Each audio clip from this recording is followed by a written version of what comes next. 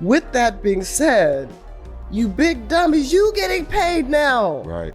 At this point, it feels like everyone has something to say about this situation. It's an opportunity to pull up their chair and have a... Let's be honest. Over the past year, Cheryl Swoops has constantly taken shots at Caitlin Clark with strange, baseless accusations. She's claimed Caitlin is a 25-year-old playing against teenagers, said her historic rookie season wasn't actually good, and even suggested no one in the league wants to play with her. It's been nonstop negativity that felt like it would never end. Your peers, they will recognize, her game, but they won't recognize her impact. Right. How can you separate the two? It's kind of hard, right? And I used, Jax, you're absolutely right. And I was like, come on, you big dummy. Then, just when it felt like the noise would never end, a real basketball legend, and one of Clark's former coaches, Cheryl Miller, stepped in. On the All the Smoke podcast, she shut the critics down, calling Swoops a huge idiot and breaking apart every bogus claim. Fans are thrilled to see Miller finally put Swoops in her place. But her strong defense of Caitlin Clark hints at something surprising about the Indiana Fever's future. Ready for this? Let's go. Two-time Player of the Year, two-time National Championship, two-time Tournament MVP, first woman to dunk in an organized game, gold medalist. Thank you for making time. Welcome to the show, Cheryl Miller. Before we break down everything Miller said, let's step back for a second. Have you ever wondered why a basketball legend seems so determined to tear down the WNBA's biggest new star? It's a fair question. So let's take a closer look at the strange, ongoing campaign Cheryl Swoops has carried out against Caitlin Clark. One that started in Clark's college days and has followed her into her rookie season. Let's also talk about how much more experience that gives you over other players coming in, right? So people say, dang, like he or she's killing them, but you have a 25-year-old playing against a 20-year-old. It really started when Swoops began making completely false claims about Clark's college career. Her wildest one was saying Clark was a 25-year-old playing against 20-year-olds at Iowa. But the truth is simple. Clark was 22 and a normal fourth-year senior like everyone else.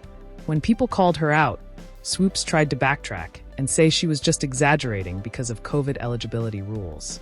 But that excuse fell apart instantly. Clark right now probably takes about 40 shots a game. Carry on. I know you like that. Hell yeah. I said that because when she comes to the league, regardless of what team she goes to that has vets on that team, she probably wasn't getting 40 shots a game.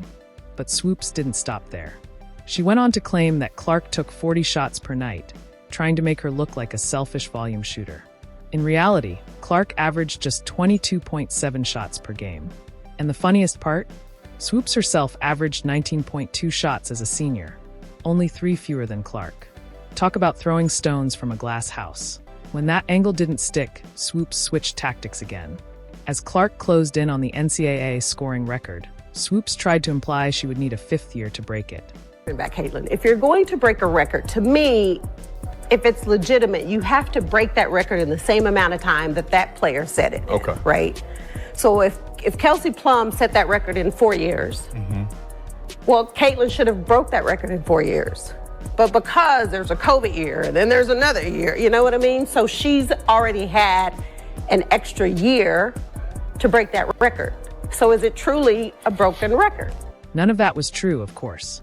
And when Clark entered the WNBA, Swoops confidently claimed she wouldn't be able to dominate. But as Clark immediately started breaking rookie assist records and becoming one of the league's top playmakers, Swoops ignored the fact that Clark could have taken a 5th year in college. She just chose not to in the end. The numbers did all the talking. Clark finished her rookie season averaging 19.2 points and a league-leading 8.4 assists, shutting down the critics and easily winning Rookie of the Year. Say she wouldn't be good. What I said was I didn't think Caitlin or Angel would come into the league and dominate immediately, which I don't think either of them did. Respectfully, there is absolutely no way, even when we're trying to sit here and play semantics about dominating, there's no way that anyone could ever leave this season in saying that both Caitlin Clark and Angel Reese didn't dominate. You would have to further explain what dominance means for you to not sit here and say that a player who is leading the league in assists while averaging 19 to 20 points didn't dominate that. Maybe the most revealing moment came when Swoops went on Angel Reese's podcast. She kept taking shots at Clark while insisting she didn't dislike her. It was a perfect example of someone saying one thing while doing the complete opposite, exposing the hypocrisy for everyone to see. Cheryl, since she was in college, I helped do her shoe deal with Nike in 1993, took her to her first SBs. I've known Cheryl, I've coached her, have a lot of respect for her. I called her when Caitlin was still playing at Iowa and she had just broken Maravich's record.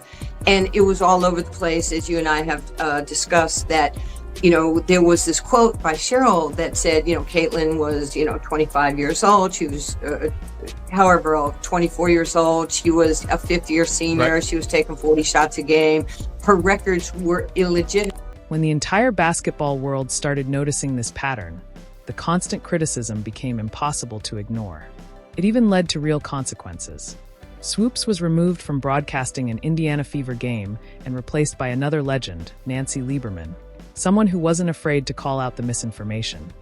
But things truly changed when Cheryl Miller walked into the All the Smoke studio and absolutely shut down the critics. For the first time, someone with undeniable credibility, and someone who actually coached Clark, stepped into the conversation. So ask yourself, what happens when a true basketball icon finally gets fed up with the nonsense? You get one of the strongest, most authentic defenses in the history of women's basketball. No, Jax, you're absolutely right. And I was like, come on, you big dummies. Is she getting hyped? Yes. Yeah. But she was in the backyard. She was putting in the same time. Miller pointed out that Clark was under enormous pressure. She said that all the constant criticism can make you feel like you have to prove yourself again and again, maybe even more than you already deserve. I can't fault her for what she was given. Here's the harsh truth. Clark's critics just won't admit that she's made the league better. Her presence has boosted viewership, ticket sales, and media attention, which benefits everyone, including their own paychecks. Look, as much as she was given, you can't tell me if that door would have swung the other way where she didn't live up to the hype. Right. Come on, folks are still waiting for her to fall. Exactly. Come on. Yep. So, with that being said, you big dummies, you getting paid now. After coaching Clark in the 2025 WNBA All-Star Game, Miller got a front-row look at her skills beyond the highlights and media hype. Seeing Clark up close impressed her even more, and this first-hand experience is what makes Miller's defense so powerful and impossible to ignore. You recently coached the WNBA All-Star Game. You spent some time with Caitlin Clark. Best coaching job ever. Best coaching job Best ever. coaching job ever. Being around Caitlin Clark, how was the experience for her? She's such a big star. The sky's the limit for her. To be around her, just talk about the type of person she is and how much she loves the game. I'm going to be honest because it needs to be said. I can relate to that young lady, and I felt for her. I know what it's like to be hated. I know what it's like to be a Black woman and hated because of my... As Miller said, I was happy and gratified to learn the story wasn't accurate. With that one statement, she dismantled months of negative media narratives. But she didn't stop there. Miller went even further, offering unique insight into what makes Clark such a special talent. In doing so, she cut through the noise and revealed the truth. Tell us in the comments how excited you are to see a legend like Miller step up. To never miss an update, subscribe and turn on notifications. Click the video on screen, and we'll see you next time.